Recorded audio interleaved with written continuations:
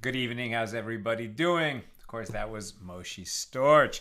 It's Light Up the Darkness.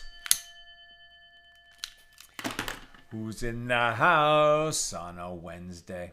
Shandor in the Bronx, Stephen in New Hampshire, Guy in Ohio, Paul in Chicago, Sharon in New Jersey, Duncan in Mobile, Alabama, Joe in the Inland Empire, Leona in Illinois, Ryan in Jacksonville, Bill in mid-Missouri, Paul in the Great Northwest, Bella in Florida, Tom in PA, Ella's in the house, Marjorie in Georgia, and Frank in San Pedro. Welcome, everybody.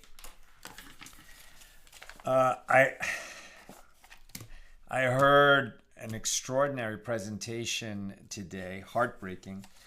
It was put together, I believe, by the Harvard Medical School, and some professors talking about trauma, but the important thing was that two of the speakers were parents of hostages that are in Gaza. So I'd like to dedicate today's show, please God, for the safe release of Hirsch Goldberg Polin. We heard his mother, Rachel Goldberg Polin, describe, I mean, it's indescribable, but there were eyewitnesses there who survived and were not taken. So they described what happened to her son and his best friend who were at that music festival. The best friend was murdered. Many people around Hirsch were murdered. Hirsch had his arm blown off, but he somehow survived that and was seen, being pushed, although walking, on his own feet into one of the trucks of the terrorist that was then taken into Gaza. His mother, Rachel, has had no new information since that. 26 days.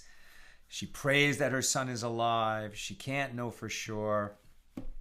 Please God, restore, bring home, redeem Hirsch Goldberg Polin and all the hostages as soon as possible. We say Amen, and we dedicate our learning today to the release of all the hostages. And people have been asking about this, and I will add that every time we get together to do a mitzvah, and broadly speaking, today specifically for the release of the hostages, but broadly speaking, all of our learning contributes to the eventual peace in Israel. And the sooner there's peace, the more lives will be saved. All lives. Right? All lives in that area. May all lives be saved by the sooner the peace comes, the better. And please, wherever you are, do more mitzvahs. Do more mitzvahs so that peace can come sooner. Say Amen. Okay. We are picking this up near the bottom, actually, of page 74a. With Mishna number 2 here in chapter 4 of Tractate Kiddushin, the 20th volume of the Talmud. Broadly speaking, these are the laws of betrothal. Here in chapter 4, we've been talking about who's permitted to become betrothed and to marry who, and what happens when they violate those prohibitions. Today, we're going to move fast because we're going to do a double page. We're going to do pages 74 and 75. And you'll see to some extent that, it gets complicated, but the sages were moving quickly and we're moving quickly.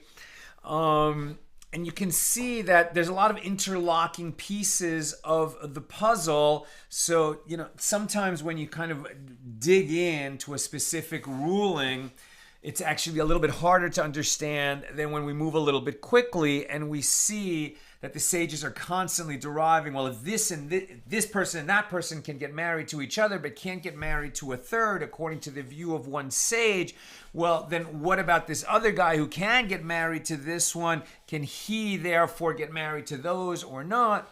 Right? And so we're going to move a little bit faster clip to try to understand how the pieces, more broadly speaking, fit together. And there's definitely a sense of there's no incidents here, and we're not talking about specific individuals. It's more the principles of the thing. And it's funny that we're doing that just as really want to keep before our focus, that the hostages are not just a big number of people, right? That they're individuals whose families are desperate and suffering. So we remember Hirsch, Goldberg, Poland. And if we were talking about situations here, just in the laws of betrothal and marriage, where people are prohibited to marry each other, on an individual level, if we knew someone's name and face who was not permitted to marry into the congregation, and what that would mean for him, it would be much more difficult. So we should think about them as individuals, but sometimes just to grasp what the principles are, we have to move a little bit faster and not be thinking about individuals, as it were. Okay, Mishnah number 2. All those for whom it is prohibited to enter into the congregation, i.e. to marry a Jew of unflawed lineage, they are permitted to marry into each other's families. So Rabbi Yehuda prohibits them from marrying anyone other than those who share their specific flaw, as opposed to just their families who have included people of flawed lineage within the families. Rabbi Eliezer says it is permitted for those with definite flaws to marry those with definite flaws. For example, it is permitted for a mamzer and a Gibeonite to marry each other. By contrast, it is prohibited for those with definite flaws, such as a mamzer, to marry with those whose flaws result from an uncertainty, such as the child of unknown paternity, a shituki who knows who his mother is but not his father, and a foundling who doesn't know who either of his parents are. He might be a mamzer, although it's quite unlikely, as we derived yesterday, and that's why a mamzer is not permitted to marry a foundling or a shituki, because they're unlikely to be mamzers. They're only mamzers by uncertainty. So mamzers can marry each other, can marry other Gibeonites, but cannot marry shituki or foundling. And it is prohibited for those whose flaws result from an uncertainty to marry those with definite flaws. And it is prohibited for those whose flaws result from uncertainty to marry with those whose flaws result from an uncertainty, such as a shituki and a female shituki. Interesting, a shituki can't marry another shituki. And these are the ones whose flaws result from an uncertainty.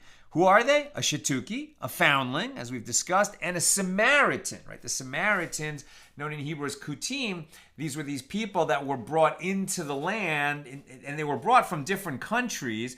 They were just non-Jews imported by the Assyrian conquest after the northern kingdom was conquered by the Assyrians, and they exiled the Jewish people. Those are the 10 lost tribes of Israel. And they replaced them with, various peoples from other lands who came to be known as the Samaritans simply because they settled in the area of Israel known as Samaria. Okay, that's Mishnah number 2. Here's the Gemara. What is the meaning of all those for whom it is prohibited to enter into the congregation? If we say that we're talking about mamzers and Gibeonites, shitukim and foundlings, well, wasn't it already taught in the first clause of the first Mishnah of this chapter that with regard to mamzers and Gibeonites, shitukim and foundlings, it is permitted for men and women in these categories to marry into each other's families? And furthermore, to which case in the Mishnah here is it referring when it states that Rabbi Yehuda prohibits them? If we say it is referring to those with definite flaws marrying those whose flaws result from uncertainty, and it is teaching that Rabbi Yehuda prohibits them from marrying each other, well, this is difficult. But from the fact that it teaches in the latter clause that Rabbi Eliezer says it is permitted for those with definite flaws to marry others with definite flaws, by contrast, it is prohibited for those with definite flaws to marry those whose flaws result from uncertainty, and it is prohibited for those whose flaws result from uncertainty to marry those with definite flaws, and it is prohibited for those whose flaws result from an uncertainty to marry even those whose flaws result from uncertainty. They can't marry each other. Then, by inference, it is clear that Rabbi Yehuda does not maintain this opinion, right? So we're saying that the Mishnah itself is a little bit unclear. And if you would say that when Rabbi Yehuda prohibits those with flawed lineage from marrying each other, he is referring to the prohibition against a convert male marrying a mamzer female, does the Mishnah teach the law of a convert male marrying with a mamzer female? It teaches all those for whom it is prohibited to enter into the congregation, and that does not include a convert. So Rav Yehuda says, now we're on 74b, this is what the Mishnah is saying, all those for whom it is prohibited to enter into the congregation of the priesthood. Right? We said that certain people are prohibited from entering the congregation. Right? A mamzer cannot marry into the congregation of the Lord. Well, which congregation do we mean? Are we talking about all Jews? Are we talking about Levites? Now it seems we're talking about priests. It's a very limited congregation, very small group, the priests, the Kohanim. So Rabbi Yehuda says, this is what the Mishnah is saying. All those for whom it is prohibited to enter into the congregation of the priesthood. Rav Yehuda adds parenthetically, and who are they? Even a female who became a convert when she was less than 3 years and 1 day old. And this is not in accordance with the opinion of Rabbi Shimon ben Yochai, who holds that such a girl is permitted to marry a priest. Rav Yehuda resumes his presentation of the statement of Rabbi Yehuda. Rav Yehuda is resuming his presentation of the statement of Rabbi Yehuda. Right? Rav Yehuda is an Amora of the Gemara, and Rabbi Yehuda is a Tana of the Mishnah. They are permitted to marry into those families that are prohibited from marrying into the congregation, but they are permitted to marry one another.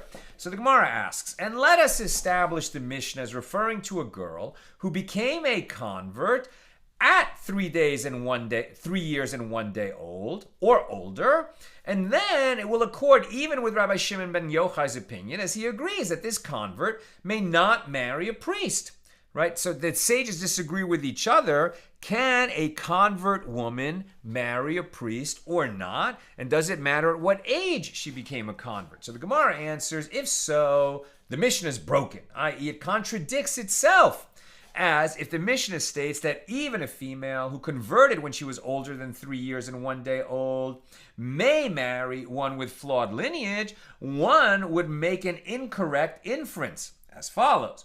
Rather, the reason that she may marry one with flawed lineage is that she converted when she was already 3 years and 1 day old. But if she converted when she was younger than that, then she is permitted to marry even into the congregation of the priesthood. Is she prohibited from marrying into those families that are prohibited from entering into the congregation, but are permitted to marry one another? We've already said, right, that a convert can marry a mamzer, although the offspring of that union would be a mamzer. And a convert can marry a priest, right? Converts sort of have a lot of liberty who they can marry and who is permitted to marry them. Now, that's not according to all opinions, as we're seeing here. Now, so this cannot be, since according to the opinion of Rabbi Shimon ben Yochai, there is also the case of a female who converted when she was less than 3 years old, and she is permitted to enter into the congregation of the priesthood, but she is prohibited from marrying into those families that are prohibited from marrying into the congregation. She cannot marry a mamzer, it sounds like. So consequently, the Mishnah cannot be explained according to accord with the opinion of Rabbi Shimon ben Yochai. So the Gemara keeps asking questions. But is it an established principle that all those for whom it is prohibited to enter into the congregation of the priesthood, like, for example, a divorced woman, she cannot marry a priest. Is it an established principle that all these people who are prohibited to marry into the congregation of the priesthood, that they are permitted to marry into those families that are prohibited from entering into the congregation, but they are permitted to marry one another? But look at a widow. A widow may not marry a high priest, and a divorcee, she can't marry a priest. And a woman disqualified from marrying a priest, like the daughter of a priest who married a divorced woman, she is a halala. And we have a woman who has engaged in sexual intercourse with a man forbidden to her by the Torah. So she is known as a zona. In modern, Hebrew, that term is sometimes used like for, prostitute, a woman of ill repute. But it actually is a defined term in biblical Hebrew. And it just means a woman who had intercourse with a man who is forbidden to her by Torah law. So once she has had that happen, even if she was raped, by the way, she's prohibited. A priest can't marry her, and she can't marry a priest. She can marry other Jews. It's not a problem in terms of Torah prohibitions of who can marry her. It's just that priests, as we've seen over and over and over again, because they serve in the temple, they have this incredibly high threshold of what is permitted for them to do and not do. Right, so they're just kept totally isolated from many kinds of things. Right, so so they can't marry a divorced woman. They also can't marry a zona. Right, so just to read that again: a widow, a divorcee, a woman disqualified from marrying a priest because she's a halala, a woman who is a zona. All of these women are prohibited to enter into the congregation of the priesthood. And they are also prohibited to marry into those families that are prohibited from entering into the congregation, but are permitted to one another, right? All these women who can't marry a priest, they also can't marry a mamzer because they're Jewish women. They're full-fledged Jewish women. They just can't marry a priest, right? And a regular Jew can't marry a mamzer. Mamzers can only marry each other and Gibeonites, etc. But one who is permitted to enter into the congregation of the priesthood is prohibited from marrying a man of flawed lineage. But there is the convert who is permitted to marry a daughter of a priest and is also permitted to marry a female mamzer. So rather, Rav Nassan Bar Hoshaya said, this is what the Tana of our Mishnah is saying. Any person about whom the law is that a priest may not marry his daughter. And Rav Nassan Bar Hoshaya adds parenthetically, and who is that? A convert who married a female convert. And this is in accordance with the opinion of Rabbi Eliezer ben Yaakov, who prohibits the daughter of two converts to marry a priest. Now, Rav Nassan Bar Hoshaya resumes his presentation of the statement of Rabbi Yehuda. He's trying to explain what Rabbi Yehuda held. People of that status are permitted to marry into those families that are prohibited from entering into the congregation, but are permitted to marry one another. Since converts are not in the category of the congregation, they don't have their own congregation, as it were.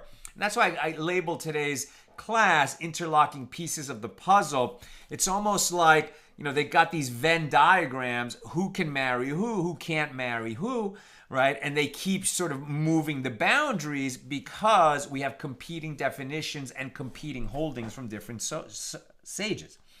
So the Gemara asks, but is it an established principle that anyone whose daughter a priest may not marry, that this person is permitted to marry into those families that are prohibited from marrying everyone else in the congregation? Is that an established principle? Here comes the exception to that. But there is the case of a priest disqualified due to flawed lineage, right? The priest who's the son of a priest who married a divorced woman. He is a halal. He's disqualified from serving in the temple. Otherwise, he's a full-fledged Jew in every way. He can marry any other Jew. So there is this halal priest who married a Jewish woman. As a priest, may not marry his daughter since she is a halala. And despite this, she is included among those who are prohibited to marry into those families that are prohibited from marrying into the congregation, but are permitted to marry one another, right? So that's this group that we keep asking about. The family, the people, mamzers, who are prohibited from marrying into the congregation, but are permitted to marry one another. So the Gemara answers, this is not difficult, since this Mishnah is in accordance with whose opinion? Rabbi Dostai ben Yehuda. He holds that the daughter of a halal and a Jewish woman may marry a priest. So the Gemara asks, okay, but here is the case of a halal, right, this disqualified priest, who married a halala, the daughter of a disqualified priest, and a priest may not marry his daughter because she's a halala. And despite this, she is included among those who are prohibited to marry those families that are prohibited from marrying into the congregation but are permitted to marry each other. And furthermore, can it be inferred that one with regard to whom it is permitted for a priest to marry his daughter, is he prohibited from marrying Jews of flawed lineage? But there is the case of a convert who married a Jewish woman, and a priest is permitted to marry his daughter, and despite this, people of that status are permitted to marry into those families that are prohibited from marrying into the congregation and are permitted to marry each other. So rather, Rav Nachman said that Rabba bar Abba said a different explanation of the dispute between the first Tana of our Mishnah and Rabbi Yehuda, who disagrees with him. Here, the difference between the Tana and Rabbi Yehuda concerns a mamzer who resulted from intercourse between a man and his sister, the product of incest, and a mamzer resulting from intercourse between a married woman and a man other than her husband, right? So there's the mamzer born of incest, and there's the mamzer born of adultery, okay? They became mamzers for different reasons. What about them? The first Tana holds even a mamzer resulting from incest is called a mamzer. And Rabbi Yehuda holds the offspring resulting from adultery is a mamzer. But the offspring resulting from incest is not a mamzer. That's according to Rabbi Yehuda. According to this explanation, the dispute is that according to the first Tana, offspring resulting from incest may marry offspring resulting from adultery, while according to Rabbi Yehuda, offspring from incest is actually of unflawed lineage and may not marry a mamzer. Why would Rabbi Yehuda say that the offspring of incest is not a mamzer? We're not actually discussing that right now, but keep it in mind. Now, the Gemara asks, what is the Tana teaching us? Well, actually, before we even go further, what is the law on this? Who is a mamzer, right? So where did the law end up on this question from Shulchan Aruch? A mamzer is the offspring resulting from a union with anyone with whom it is forbidden to engage in sexual intercourse, and where transgression of that prohibition is punishable by the death penalty, adultery, or charis, incest, right? So the exception to this is the offspring resulting from intercourse with a menstruating woman who is not a mamzer at all, even according to the sages, although his lineage is considered impaired. The offspring is a mamzer whether the child was born from consensual intercourse or from rape, if it was adultery or, interesting, that's awful, adultery or incest. A mamzer, whether male or female, is prohibited from entering into the congregation, as are his descendants for all time. So interesting. Remember that, so what it sounds like here, like if a brother rapes his sister, right, that child is going to be a mamzer.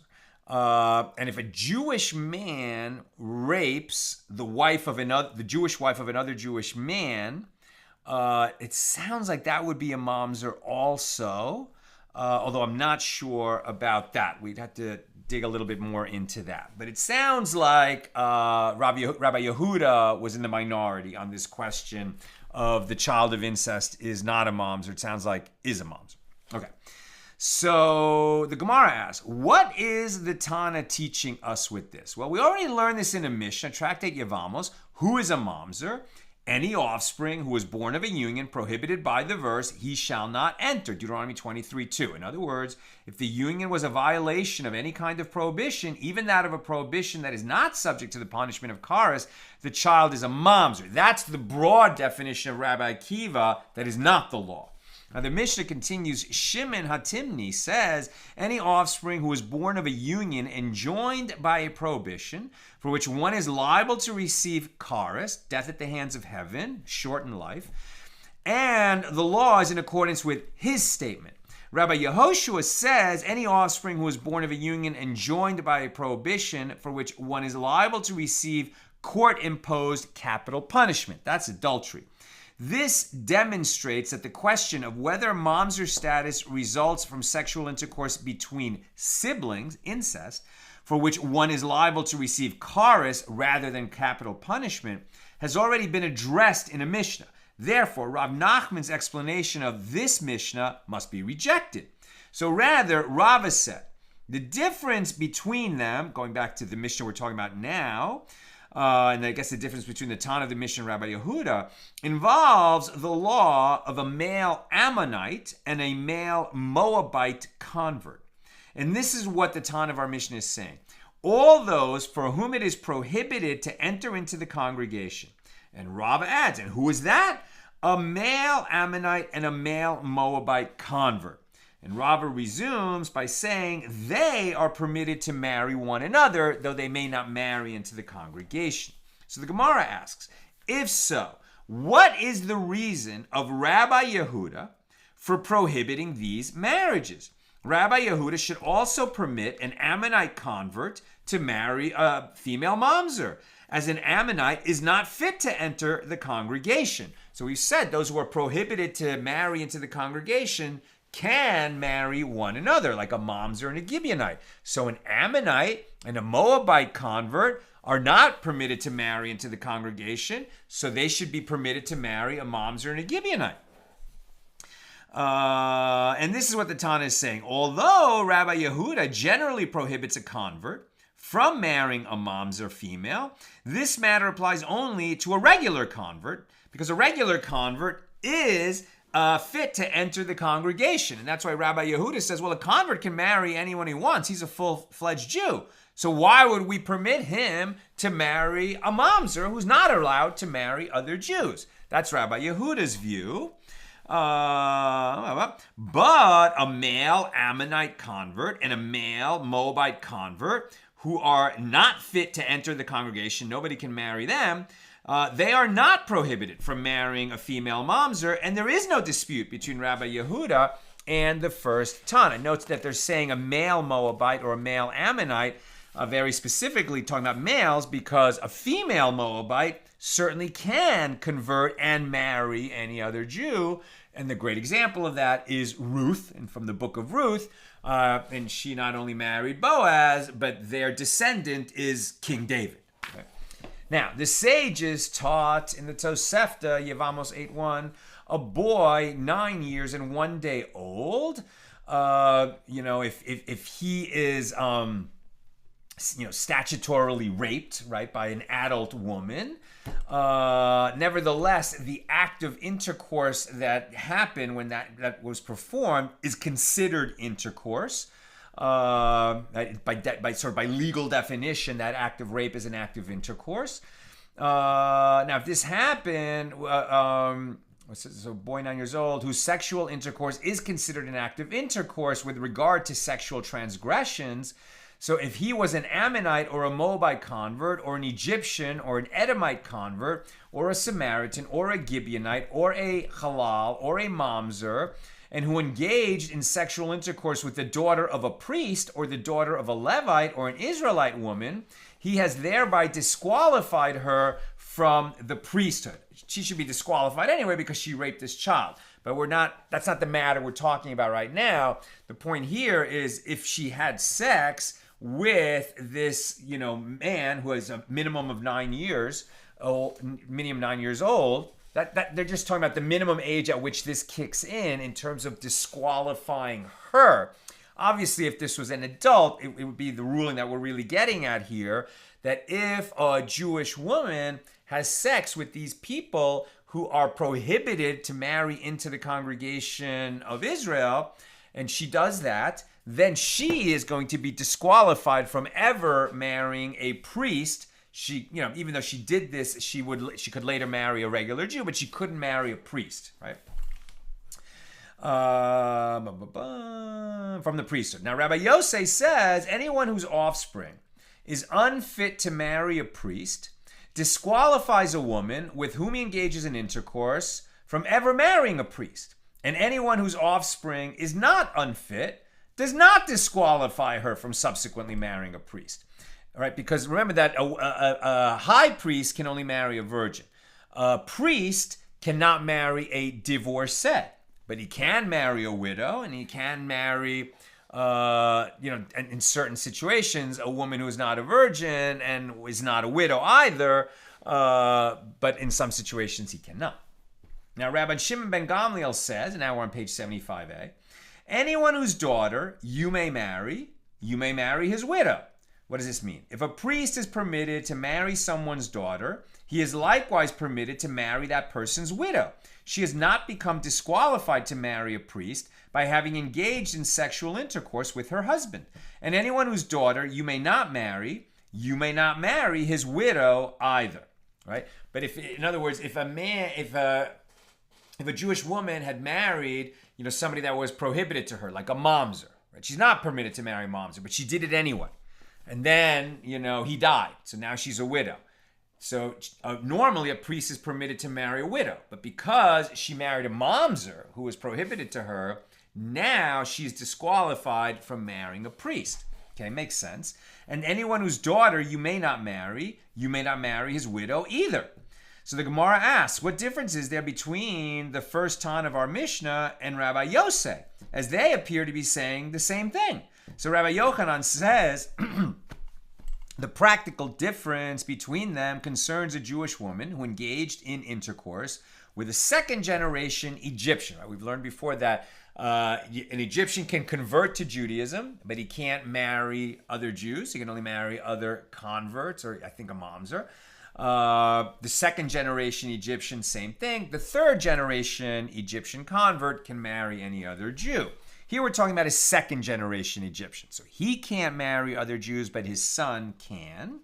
So what are we learning here? The practical difference between Rabbi Yosei and the Tan of our Mishnah concerns a Jewish woman who engaged in intercourse with a second-generation Egyptian.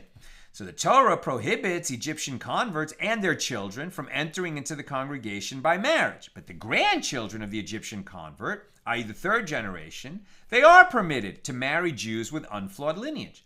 And both of them learned their respective opinions only from the law of a high priest who engaged in intercourse with a widow, although they derive the law in different ways. Right? A high priest, a Kohen Gadol, is not permitted to marry a widow. Well, what if he did it anyway? Then what results? How so? The first Tana holds that this case is like that of a high priest who engages in sexual intercourse with a widow. Just as with regard to a high priest who engages in intercourse with a widow, his act of intercourse with her is performed by means of a transgression, and he disqualifies her from marrying into the priesthood, right? Because she was a widow and she had sex with the high priest, that means that she performed a transgression, which in the future disqualifies her from marrying other priests. Normally a widow can marry a priest can marry a widow.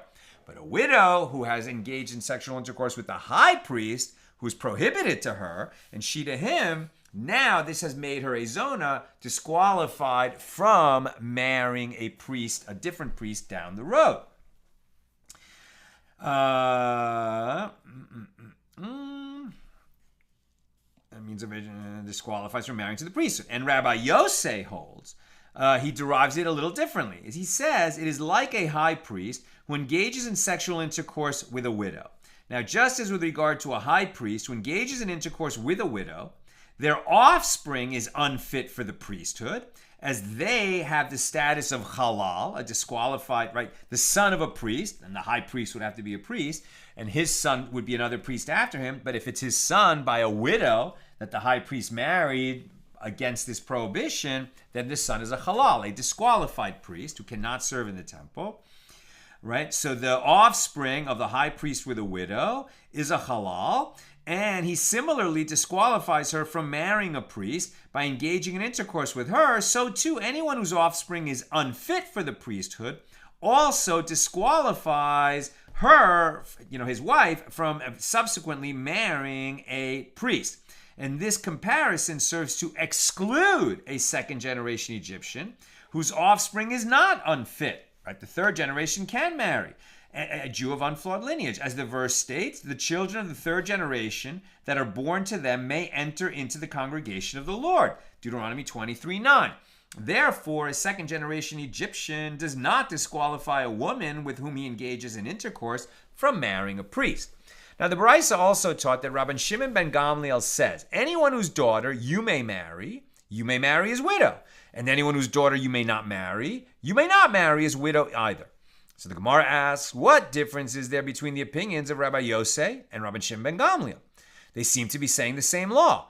Ula said the difference between them involves the male Ammonite convert and the male Moabite convert.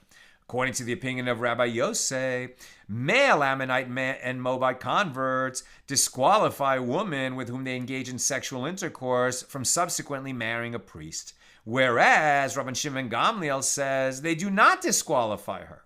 And both of them learned their respective opinions from the law of the high priest who engage in intercourse with a widow. How so?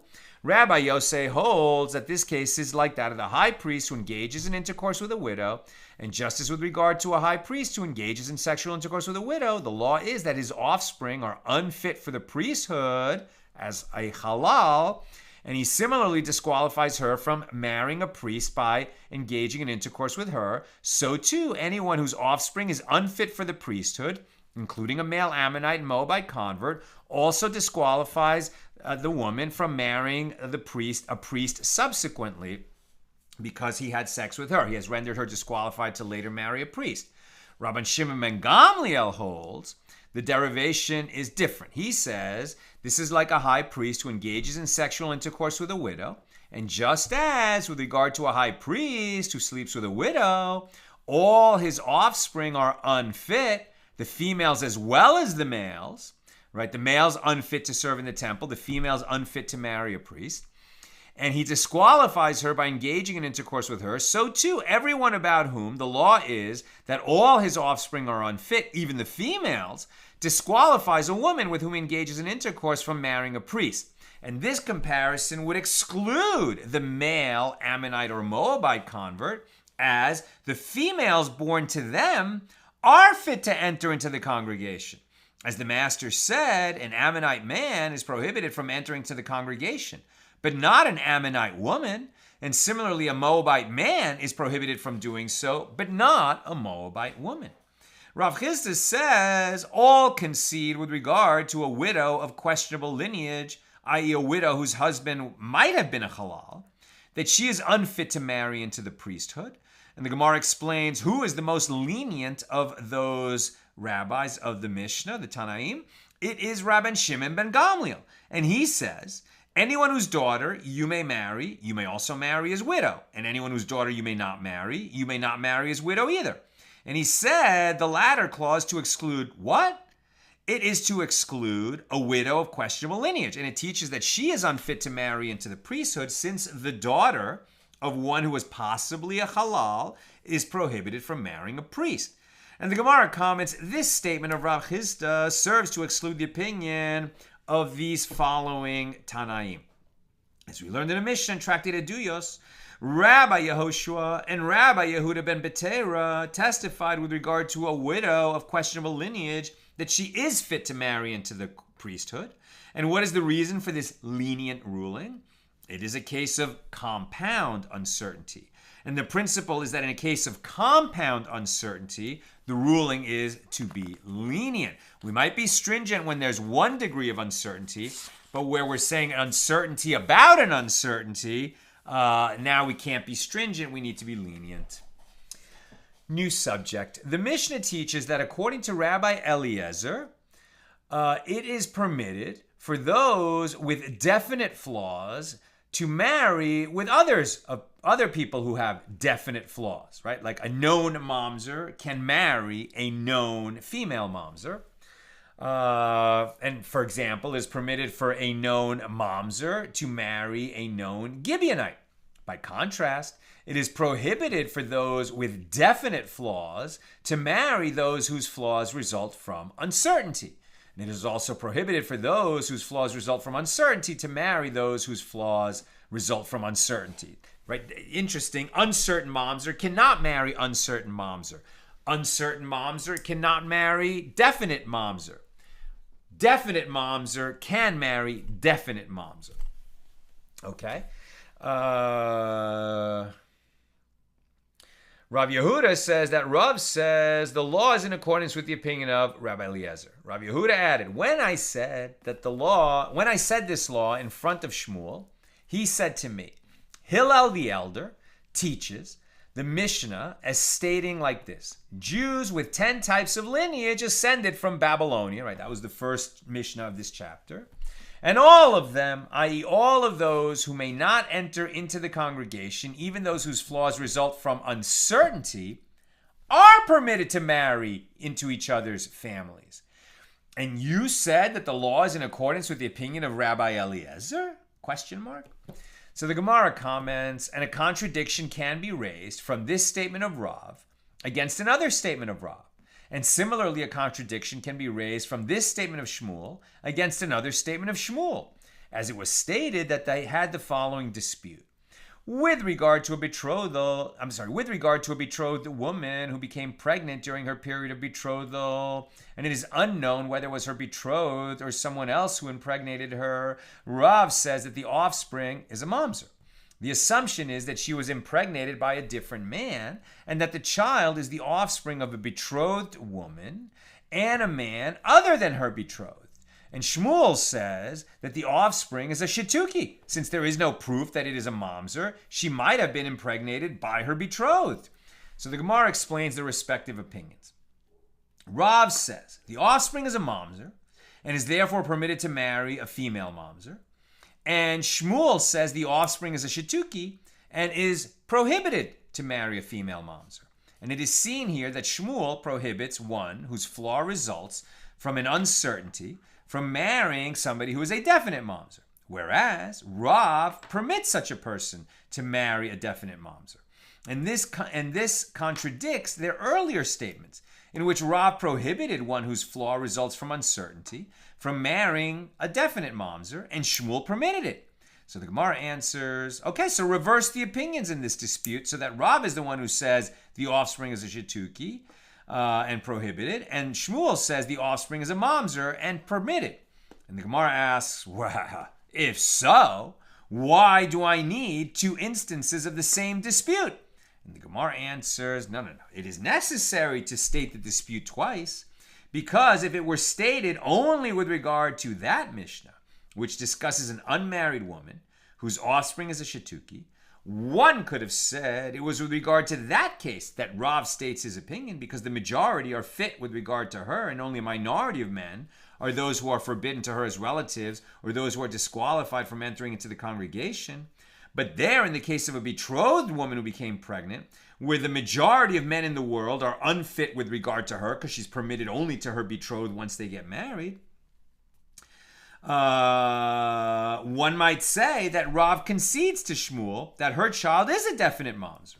And conversely, if it was stated only in this case of a betrothed woman, one could have said it with regard to this case that it is with regard to this case that Rav states the offspring is a shituki, because it is most reasonable to ascribe the pregnancy to the betrothed man, which would mean that the offspring is not a mamzer.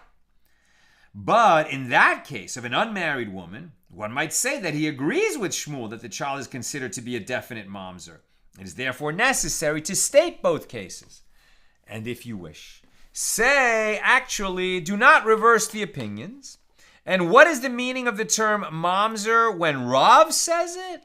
It does not signify that this offspring is permitted to marry a female mamzer, but merely that he is prohibited from marrying a Jewish woman. And when Shmuel says the offspring is a shituki, he meant that he is prohibited from marrying a Jewish woman. So the Gemara asks, if so, that is the same ruling as Rav. Rather, what is the meaning of the term shituki in Shmuel's statement?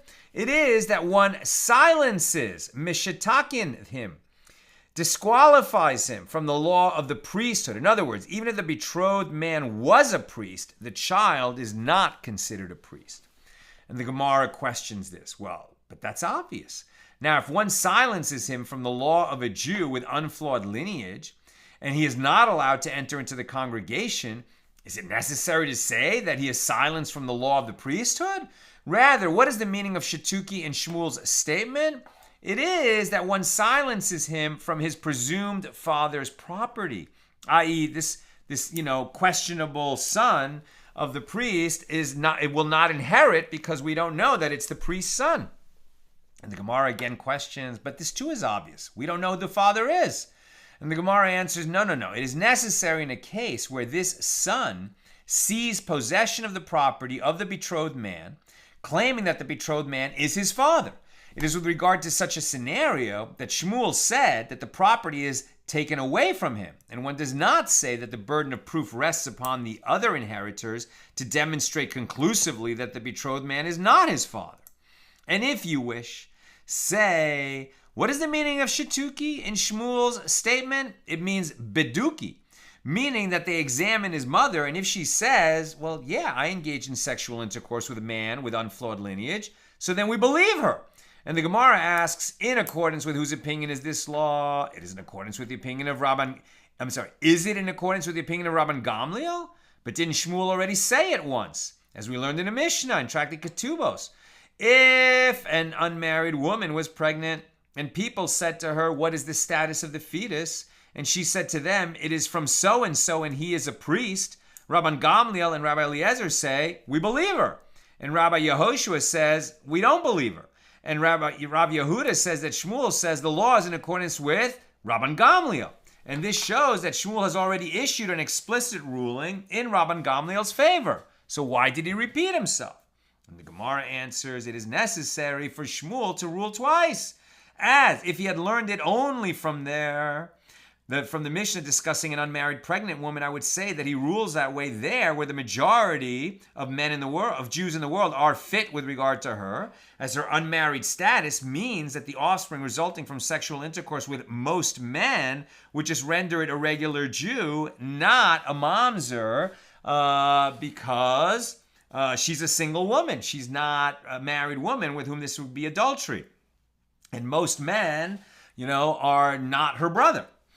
But here, in the case of a betrothed woman, where the majority of men are unfit with regard to her because she's betrothed, and any Jewish man who sleeps with her has committed adultery and the child is a mamzer, you might say that she should not be deemed credible to say she engaged in intercourse with the betrothed man. It is therefore necessary for Shmuel to state his ruling twice. It is taught in a baraisa, Tosefta 5:2, and similarly, Rabbi Elazar says, a Samaritan, right now we're talking about the Samaritans, right? These replacement people who were brought in when the Assyrians exiled the Jewish people of the northern kingdom. The Samaritans were brought into Israel. And why are we talking about them here? Because they're not like regular Gentiles. They converted to Judaism, but they didn't really convert. They converted out of fear that they would be attacked by lions. And so they're called lion converts. And what does this do to their descendants? That's what we're asking. So a Samaritan may not marry a Samaritan woman. Interesting. And the Gemara asks, what is the reason for this? And Rav Yosef said, the sages established the Samaritan man to be like the descendant of a convert after 10 generations, as it is taught in a baraisa. With regard to the descendant of a convert, he is permitted to marry, right? A convert, we said before, over and over, can marry a female mamzer. But what about the convert's son? And the convert's grandson, and the convert's great-grandson? Do they have the status of the convert with respect to being permitted to marry a mamzer or not? Rav Yosef said, the sages established the Samaritan to be like the descendant of a convert after 10 generations, as it is taught in a Baraisa. With regard to the descendant of a convert, he is permitted to marry a female mamzer if he is within 10 generations of both parents being the descendants of converts. From this point forward, the descendant of a convert is prohibited from marrying a female mamzer, as people no longer remember that he has the lineage of a convert, and it would seem like the mamzer woman was permitted to marry a regular Jew, which is prohibited. So the Baraisa continues, and some say that the descendant of a convert is permitted to marry a female mamzer until the name of idolatry is forgotten from him, i.e., as long as people remember that his roots are from Gentiles, he remains permitted to marry a mamzer if he wants to, regardless of the passage of time. Rav Yosef understands that Rabbi Elazar regards a Samaritan as being like a convert after 10 generations who may not marry a female mamzer.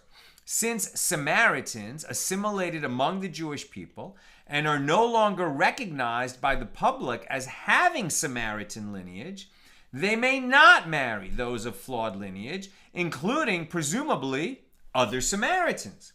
Abaye said to Rav Yosef, is it comparable to the case of a convert? There, he is an old convert. The conversion occurred a long time ago, and she is a new mamzer. Her status as a mamzer is known, right? Her parents committed adultery, for example.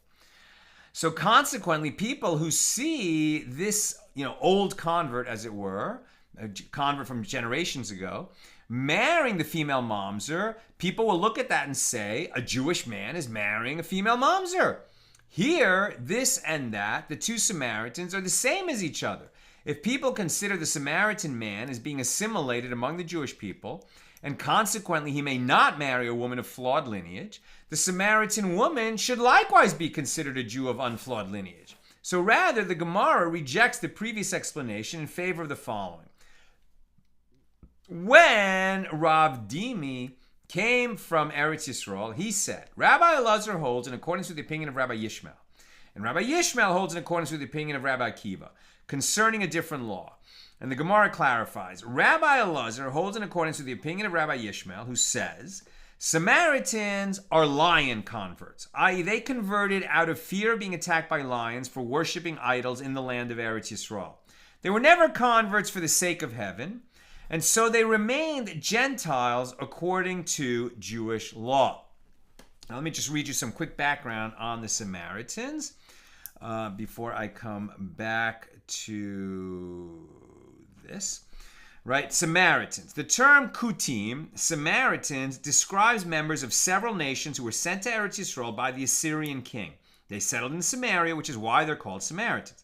The Bible, 2 Kings chapter 17, relates that the people of these nations partially accepted the faith of Jews out of fear, believing that by doing so they would be protected from the wild lions that were prevalent in Samaria.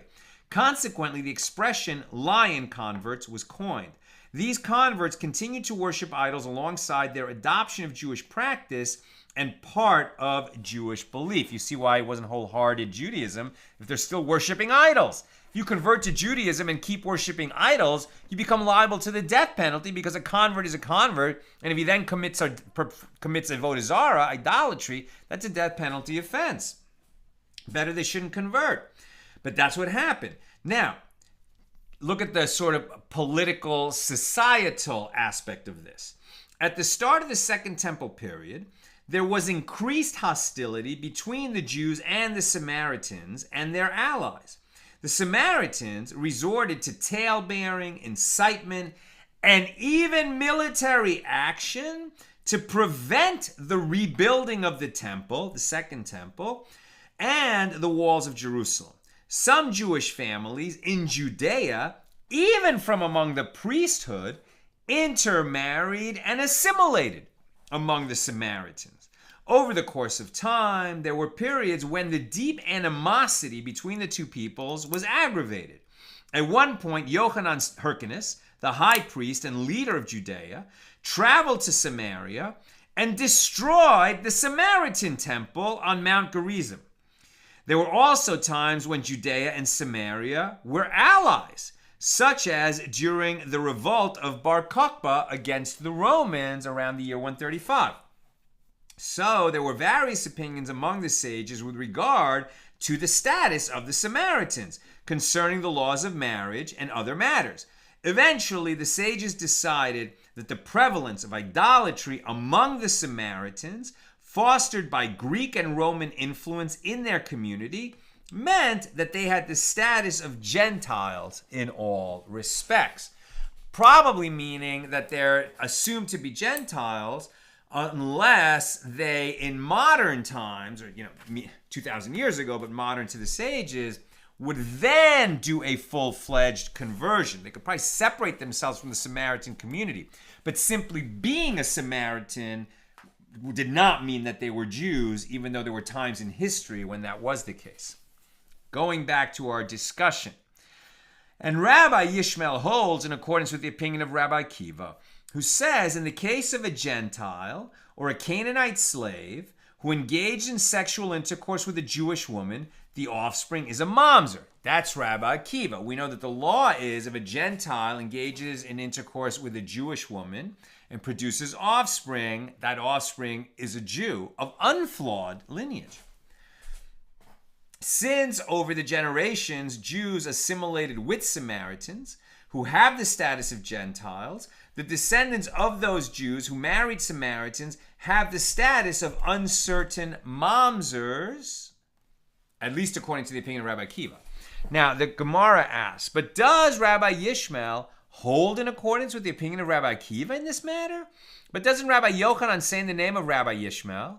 From where is it derived with regard to a Gentile or a Canaanite slave who engaged in sexual intercourse with the daughter of a priest, or with the daughter of a Levite, or with the daughter of an Israelite, meaning just a regular Jewish woman, that they have disqualified her from marrying a priest? The child is a Jew of this union, but because she slept with one of these people, who's not proper for her to marry, now she's disqualified from marrying a priest. It is as it is stated, but if a priest's daughter is a widow or divorced and has no child and is returned to her father's house, as in her youth, then she may eat of her father's bread. And this explains it is only if she was married to one who has the laws of widowhood and divorce, meaning if she married a Jew, that she can return to her father's house and partake of teruma. And this excludes a woman who married a Gentile or a Canaanite slave who do not have the laws of widowhood and divorce. There's no Jewish marriage of a Jewish woman and a Gentile or a Canaanite slave. They might produce a child. They might think they're married. They're not married. They just had a relationship. And if it enters your mind that Rabbi Yishmael holds in accordance with the opinion of Rabbi Akiva, that the offspring of a Jewish woman and a Gentile or a slave is a mamzer, then what need is there for this proof? So now that he holds that the offspring from a Gentile is a mamzer, is it necessary to say that the Gentile or slave disqualifies her from marrying a priest by engaging in intercourse with her? No, so that's not necessary to say. So therefore, it must be that Rabbi Yishmael does not hold like Rabbi Akiva. And he holds with the majority that the offspring of a Gentile and a Jewish woman is a Jew, not a mamzer. So rather, the Gemara explains as follows, and I'm very close to done, so questions or comments, get them in now. Rabbi Elazar holds, in accordance with the opinion of Rabbi Yishmael, who says Samaritans are lion converts. And Rabbi Elazar himself also holds in accordance with the opinion of Rabbi Akiva, who says if a Gentile or a Canaanite slave engaged in sexual intercourse with a Jewish woman, the offspring is a mamzer. And the Gemara asks, but does Rabbi Elazar hold in accordance with the opinion of Rabbi Akiva?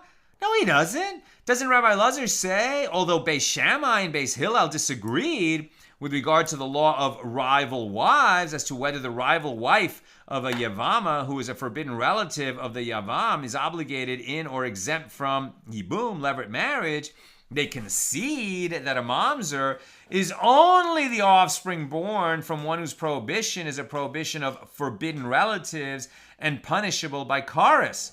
Since engaging in intercourse with a Gentile or a Canaanite slave is not punishable by Karis, Rabbi Elazar would agree that the child of such a union is not a mamzer.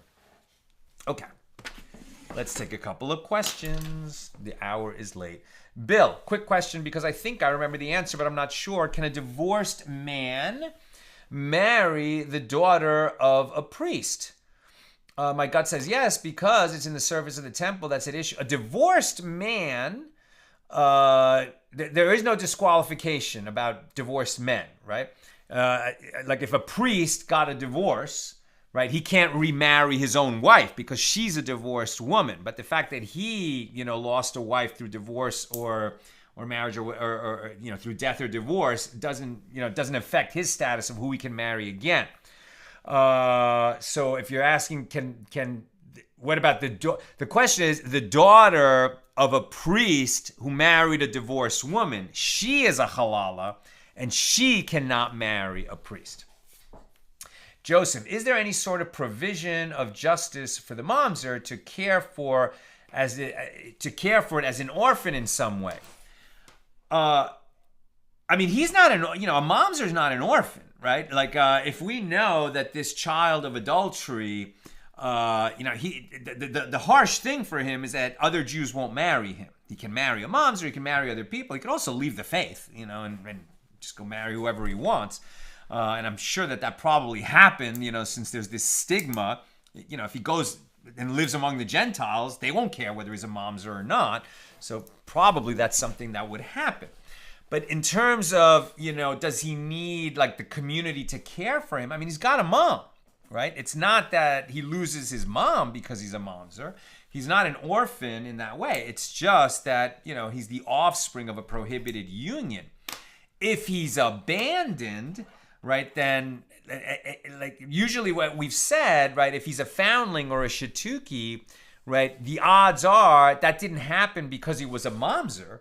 That happened for some other reason, right? Like either the parents are awful people or perhaps they were starving and wanted to give up the child because he's more likely to survive if he's, adopted and found by someone else. Bill, let's say a Moabite wished to convert and marry into the congregation. He can't. So he wants to find a way for his descendants to do so. And so he goes and marries a woman who isn't a Moabite from far away and raises their son in the Jewish diaspora abroad. Is the son still a Moabite? Well, I think what you're saying is he's just lying to a Jewish community that doesn't know he's a Moabite. But, if it's found out, yeah, the son is a Moabite. What's interesting is that the daughter of the Moabite, she can marry into the congregation because she's a female Moabite. But, the Moabite, the son of the Moabite, the son of the Moabite, the son of the Moabite, none of them, they can convert to Judaism, they just can't marry other Jews. They could lie and sneak in, right? But what we're talking about here is what is legal to do and what is not. Sharon, I am unclear why a halala cannot marry a priest. There is no problem with an Israelite woman. The halala is an Israelite woman. What is the issue here? I think the issue is that she's a halala. Because she's a halala, that is what disqualifies her. Even though she's otherwise of unflawed lineage, but she is of flawed lineage because her father was a priest who married a divorced woman. And that disqualifies her only from marrying a priest. Any other Jew she can marry, and because of that, she is not permitted to marry a mamzer. I think that's what we learned today. That's what I've got for us today. And with God's help, we'll be together again tomorrow, Thursday, at the regular time, 6 p.m. Pacific. Have a good night.